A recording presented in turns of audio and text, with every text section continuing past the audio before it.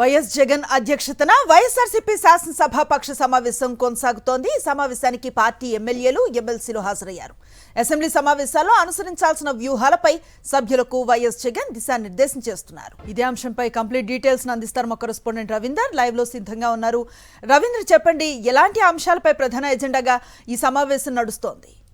Anusri, YSR Congress party శాసనసభాపక్ష సమావేశం కొద్దిసేపటి క్రితం ప్రారంభమైంది. తాడేపల్లిలోని పార్టీ కేంద్ర కార్యాలయంలో జరుగుతున్నటువంటి ఈ సమావేశానికి పార్టీ అధినేత వైఎస్ జగన్ అధ్యక్షత వహిస్తున్నారు. ఈ సమావేశానికి సంబంధించి పార్టీకి సంబంధించినటువంటి ఎమ్మెల్యేలు, ఎమ్మెల్సీలు అందరూ కూడా హాజరైనటువంటి పరిస్థితి. ప్రధానంగా ఈ ప్రస్తుతం అసెంబ్లీ సమావేశాలు జరుగుతున్నటువంటి నేపథ్యంలో రానున్న రోజుల్లో ఏ విధంగా వ్యవహరించాలనేటువంటి అంశాల మీద వైఎస్ జగన్ దిశానిర్దేశం చేస్తున్న పరిస్థితి కనిపిస్తుంది. ఎందుకంటే రాష్ట్రంలో అనేక సమస్యలు ప్రధానంగా నెలకొని ఉన్నప్పుడు కూడా ప్రభుత్వం వాటన్నింటినీ గాలికి వదిలేసినటువంటి పరిస్థితి ఎక్కువగా అనిపిస్తుంది. ముఖ్యంగా ప్రజలకు సంబంధించి ఇచ్చినటువంటి హామీలు, గతంలో ఏవైతే సూపర్ 6, సూపర్ 7 పేరుతో ఇచ్చినటువంటి హామీలు కానీ ఇతర ఇచ్చినటువంటి మరొక 143 హామీలతో సహా ఏ ఒక్కటి అమలు చేయకపోవడంతో అన్ని వర్గాల ప్రజలు తీవ్రంగా ఇబ్బంది పడుతున్నారు. ముఖ్యంగా విద్యార్థులు, నిరుద్యోగులు, మహిళలు, రైతులకు సంబంధించి అయితే అత్యంత దారుణమైనటువంటి పరిస్థితులు ఉన్న నేపథ్యంలో వాటి మీద స్పష్టంగా ప్రభుత్వం మీద పోరాటం చేయాలని వైఎస్ జగన్ ఇప్పటికే ఒక దిశానిర్దేశం చేసినట్టు మన సమాచారం అవుతుంది. ప్రస్తుతం అసెంబ్లీ సమావేశాలు జరుగుతున్న నేపథ్యంలో అటు మండలిలో పార్టీకి సంబంధించి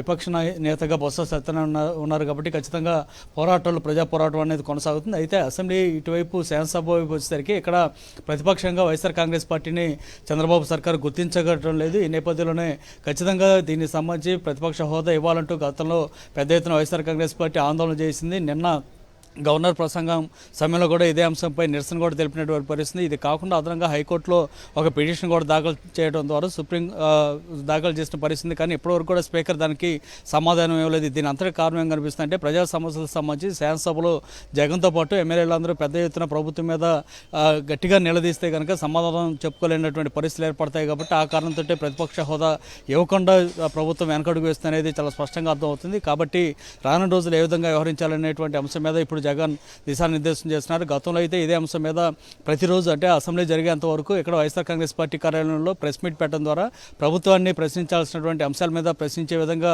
మీడియా ఎదుటే చేయాలని చెప్పి గతంలో ఒక నిర్ణయం తీసుకొని ఆ మేరకు ప్రశ్నలు కూడా సంధించినటువంటి పరిస్థితి. సో ఈసారి ఏ విధంగా జరగబోతుంది అనేది మరి కొద్దిసేపట్లోనే తెలియబోతుంది. దీనికి సంబంధించి ప్రస్తుతం ఇంకా సమావేశం అయితే కొద్దిసేపటి క్రితమే ప్రారంభమైనటువంటి నేపథ్యంలో ఎమ్మెల్యేలు, ఎమ్మెల్సీలు అందరూ కూడా హాజరయ్యారు.